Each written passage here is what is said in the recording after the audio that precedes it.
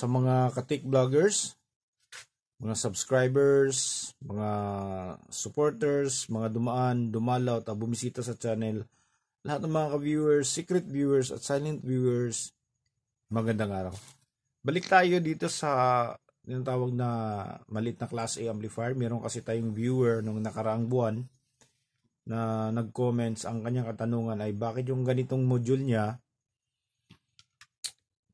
ito ay distorted kapag nasa high volume level na at meron siyang hum.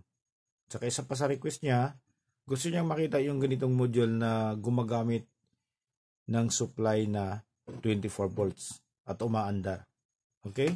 So para sa iyo sir, kung nanonood ka man ngayon sa video natin, ito na yung kasagutan sa mga tanong mo, sasagutin natin. At kung gusto mo marinig yung amplifier natin na walang ibang halong na yung pure music lang talaga, meron tayong upload doon sa short video natin, isang buong minuto na pure music lang. Doon mo maririnig kung paano tumunog yung maliit na amplifier natin. Okay? So ngayon, tungkol dito sa sinasabi mong nagdi-distort, so paalala ko lang para sa'yo dahil nga beginner ka pa. Itong amplifier natin na itong klase ay lang to, hindi natin pwedeng maihahalin tulad sa ibang amplifier classifications. Katulad ng mga ginagamit ngayon na mga Bluetooth speakers na gumagamit ng Class D at saka Class F na amplifier circuit na very efficient yun, abot sa 90 to 95%. Hindi katulad nitong na circuit Class A na lang siya 30% lang yung kanyang efficiency or mas mababa pa sa 30%. So yung ganitong design ganitong design mas mababa. Pero meron din namang mga Class A na umaabot siya ng 50% yung kanyang efficiency. So ito, kapag sinusuplayan mo siya ng 24 volts, umaabot siya ng 4.5 watts. So ganun lang siya 4.5 watts. Ngayon sasagutin natin yung sinasabi mo na distorted. Ang problema ay maaaring nasa minimum side lang yung supply mo na 12, tapos yung current ng supply mo mababa lang yung amperahe. At yung speaker na ginagamit mo hindi nagmamatch dito sa amplifier. Baka masyadong malaki yung speaker mo kumpara sa amplifier natin. So dalawa yung dahilan. Hindi nga talaga makakahataw yung speaker natin dahil sobrang laki tapos yung supply mo ay mababa pa. Yan yung isa sa mga dahilan. Kaya pag raise mo, pagpalagay na natin, baka nasa 12 o'clock lang yung level mo, lumampas konti, distorted na siya. Subukan mo siyang gamitan ng 24 volts kahit na pagpalagay natin kahit na 1 ampere lang yung power supply. Pero ang kasi, ang pinaka required talaga sa mga ganitong mga Class A amplifier, kailangan mataas yung amperahe kasi kapag mababa lang yung amperahe ng power supply mo, susunugin yun. Halimbawa na lang kung gagamit ka ng transformer type, so susunugin yung transformer. Kung linear naman, ay di sisirain yung kanyang mga yung FR diode o kaya yung kanyang mga regulator yung sisirain. Ang design talaga dito na power supply sa ganito ay regulated talaga siya. Regulated. Tapos yung ginagamit niya na filter before nire-regulate yung kanyang voltahe ay 22,000 microfarad. Ganun kasensitibo tong maliit na amplifier na to. So balik tayo dito sa sinasabi mong distorted, yun nasabi ko na baka yun lang yung dahilan. Pwede mong i-check kung bakit niya ba distorted. Baka kulang ka sa supply o masyadong mababa yung amperahe ng ginagamit mo. Tapos yung yung speaker to amplifier matching, baka masyadong malaki. Dito sa ginagamit natin, makita mo, mamaya hahataw to, papakita ko sa iyo. ginagamit natin dito ay nasa 6 inches, 20 watts na speaker lang. Okay? Para makita mo mamaya. So, pwede ka naman gumamit ng at least 8 inches na speaker. Basta yung kanyang wattage ay hindi ganong mataas. So, pwede kang gumamit ng 50 watts or 100 watts, pero kailangan yung sensitivity ng speaker mataas. Nasa high sensitivity side siya. From 92 dB pataas. Para kahit na malaki siya, mataas yung kanyang power at medyo malaki yung kanyang diameter ng speaker, maihahataw siya ng maliit na amplifier dahil nga nasa high sensitivity side. Huwag namang gumamit ng nung 100 watts na 12 inches. So, siyempre, ang tunog nun parang puro kanta na lang. Wala ka nang ibang maririnig dun. Kaya kailangan, pinaka-importante, lagi kong binabalik-balik yan, kailangan nasa range ka ng speaker to amplifier matching. So, pwede ka namang lumabas sa range na yun, pero wag masyadong lumayo. Yun. Okay? So, yun yung isa sa mga dahilan kung bakit distorted kapag niris mo na yung volume at umaabot na siya halos sa high volume level.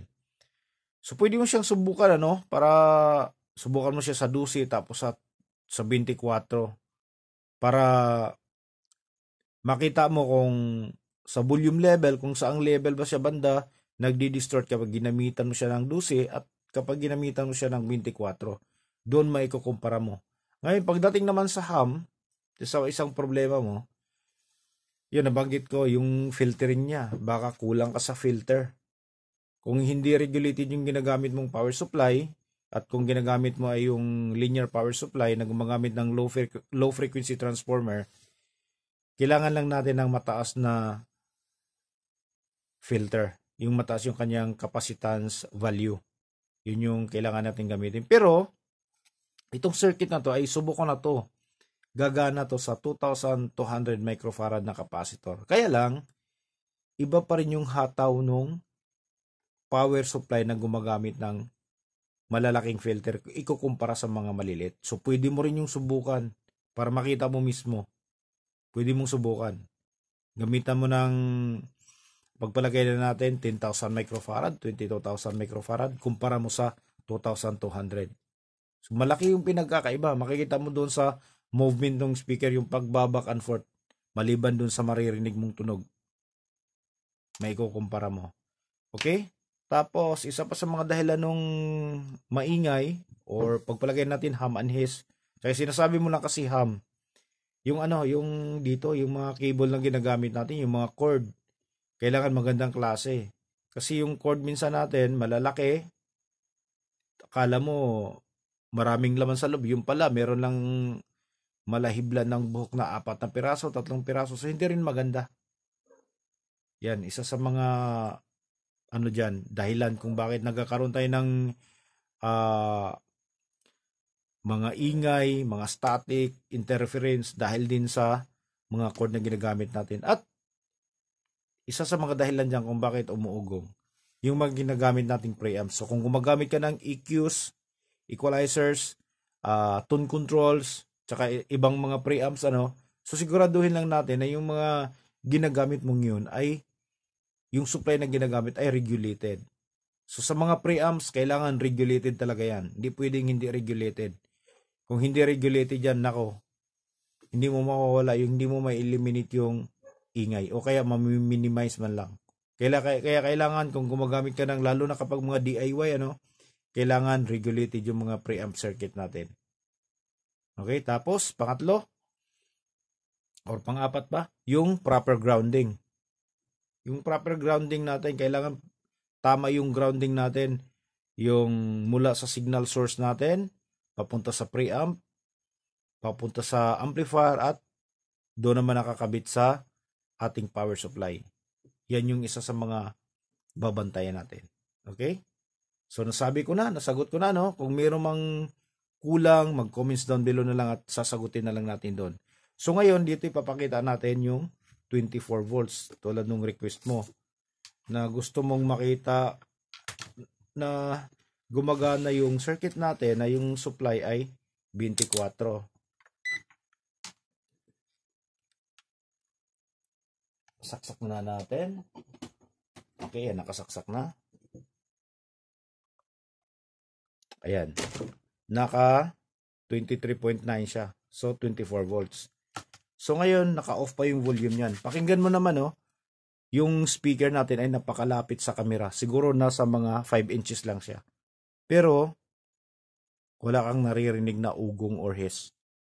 Napakalinis, di ba? Ngayon, subukan natin siyang patugtugin. Okay. Ayan. Volume natin.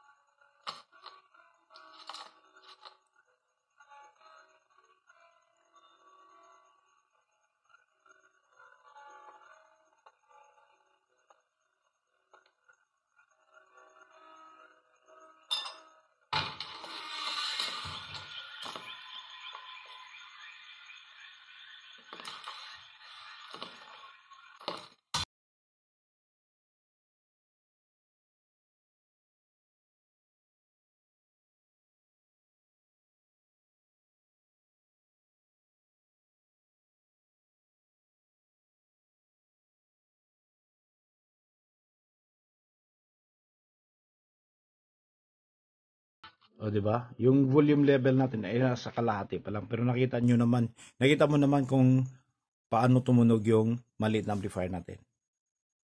Okay? So, malinis, walang ugong, tapos nagpe-perform naman ng maayos yung speaker natin. Okay, so hanggang dito na lang siguro tayo, no? Medyo mahaba na rin yung video natin. So, maraming salamat. God bless at bye-bye.